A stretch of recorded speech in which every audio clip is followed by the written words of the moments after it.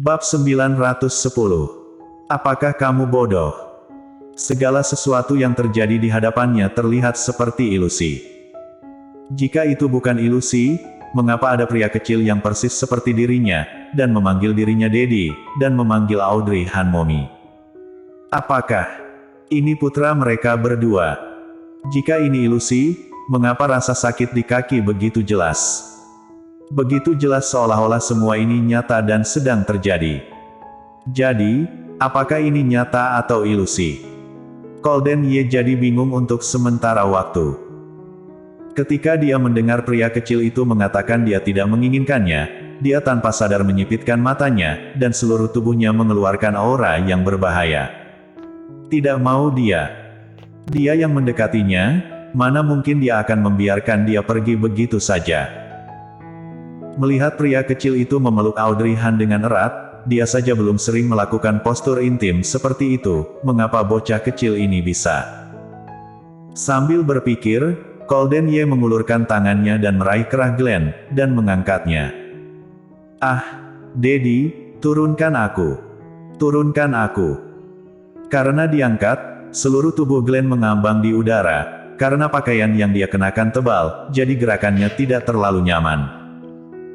Dia ingin meraih tangan Golden Ye, tetapi dia tidak berhasil, jadi dia terlihat sepertinya sedang bermain-main. Audrey Han menyaksikan adegan ini dengan cemas, ditambah dengan warna dingin di mata Golden Ye, dia melangkah maju dengan cemas, kamu sudah berjanji padaku sebelumnya, jika ada sesuatu yang tidak bisa kamu terima, kamu pasti akan mendengarkan penjelasanku. Mendengar ini, Golden Ye meliriknya sejenak. Wajahnya yang cantik penuh dengan kecemasan, tampaknya sangat khawatir dengan si kecil yang berada di pelukannya. Tidak tahu mengapa, sebuah pikiran melintas di benak Golden Ye, lalu dia bertanya langsung. Apakah dia lebih penting dariku? Gita dan Arthur Xiao, yang sedang menonton dari luar, hampir jatuh setelah mendengar kata-kata ini. Apakah ini waktunya untuk cemburu? Bukankah hal yang paling penting sekarang adalah si kecil yang memanggilnya Daddy? Saat seseorang melihat orang yang terlihat persis dengannya bukannya dia mestinya terkejut. Audrey Han juga kaget dengan pertanyaan Golden Ye, dia berpikir kalau pemikirannya sama sekali bukan pemikiran orang normal. Tepat ketika Audrey Han bingung bagaimana menjawabnya, Glenn berbicara. Dia memandang Golden Ye dengan tatapan samar. Daddy, apakah kamu bodoh? Alis Golden Ye melompat. Detik berikutnya Glenn berteriak keras, aku adalah anak Mommy, jadi aku jelas lebih penting daripada Daddy yang jahat di hati Mommy. Jika kamu tidak segera menurunkan aku, hati-hati Mommy benar-benar tidak menginginkanmu. Golden Ye. Pria kecil di depannya tampak sangat kesal. Setelah diangkat olehnya, ekspresi dan gerakannya yang kecil sangat lucu, tetapi ketika wajah itu berbicara, itu tampak persis seperti dirinya sendiri. Setelah beberapa saat, Golden Ye membawanya dan berjalan keluar. Setelah melihat ini, Audrey Han ingin mengikuti mereka. Aku ingin berbicara dengannya. Satu kalimat, berhasil menghentikan Audrey Han. Dia tidak mengikuti mereka lagi, Glenn adalah putranya, bagaimanapun, Golden Ye tidak akan melakukan apapun terhadapnya. Hanya saja Glenn tidak senang, dia digendong dan tidak bisa turun, dan hanya bisa melambaikan tangan dan kakinya, sambil berteriak, Daddy jahat, Glenn tidak mau pergi denganmu, aku mau Mommy. Perlahan, suara itu menghilang. Pintu rumah tertutup. Gita dan Arthur Xiao yang bersembunyi di luar pintu kebetulan berpapasan dengan Golden Ye dan Glenn. Mereka bertiga awalnya hanya ingin melihat dari luar, karena ketika mereka datang, mereka menemukan bahwa pintunya tidak tertutup rapat, tapi ketika mereka akan masuk, tiba-tiba mereka mendengar suara percakapan dari dalam. Jadi mereka bertiga diam-diam bersembunyi di dekat pintu. Kemudian, ketika Golden Ye menanyai Audrey Han, mereka bertiga ketakutan, dan ketika mereka hampir tidak kuat mendengarkannya lagi, mereka tiba-tiba menemukan bahwa Glenn yang mengikuti mereka telah menghilang. Setelah melihat sekeliling, Glenn sudah masuk ke kamar. Selanjutnya adalah apa yang terjadi sebelumnya, dan kemudian Golden Ye membawa Glenn keluar. Dia menutup pintu, dan bertemu dengan Gita dan Arthur Xiao. Memandangi dua orang asing yang tiba-tiba muncul di luar pintu, Golden Ye menyipitkan matanya dengan berbahaya. "Bibi Gita, Paman Xiao, bantu aku." Glenn meminta bantuan mereka. Gita dan Arthur Xiao saling melirik, terbatuk sedikit, lalu bangkit dan membuka pintu secara bersamaan dan masuk ke dalam rumah. Glenn. Huhuhu, dua orang yang tidak tahu berterima kasih ini. Tanpa hambatan, Golden Ye berjalan ke puncak tangga dan meletakkan Glenn.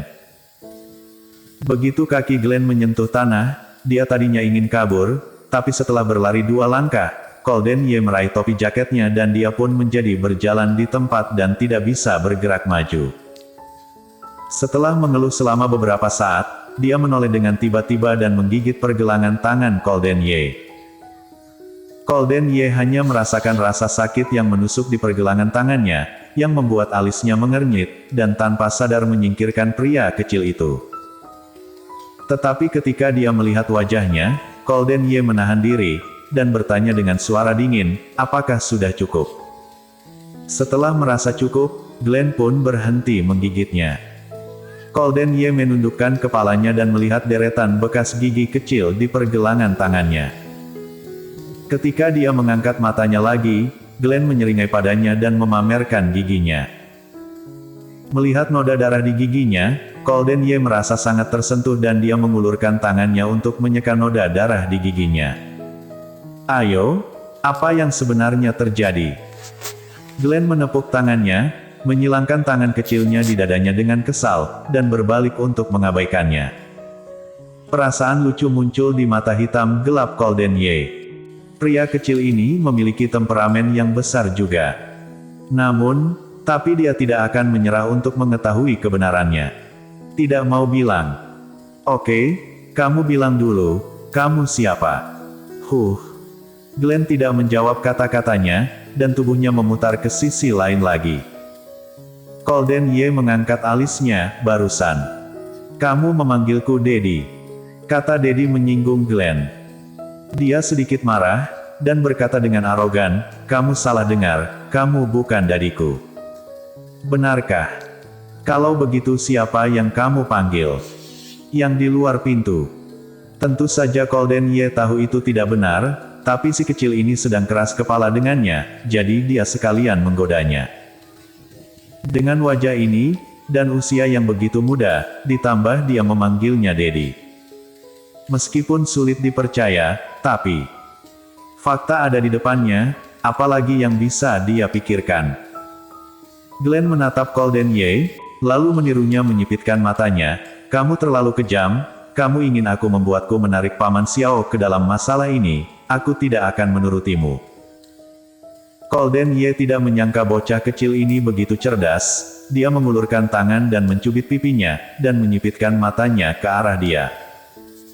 "Tidak apa-apa jika kamu tidak mengatakannya, jika kamu tidak mengatakannya, maka aku akan bertanya kepada momimu, aku rasa. Momimu akan menceritakan semuanya kepadaku dengan senang hati."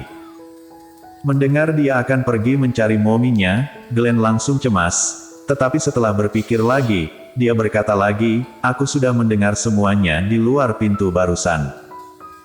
Kamu bilang kalau bayi di perut Momi adalah anak haram. Kamu sudah menyinggung momiku, Momi tidak akan memaafkanmu." Bersambung.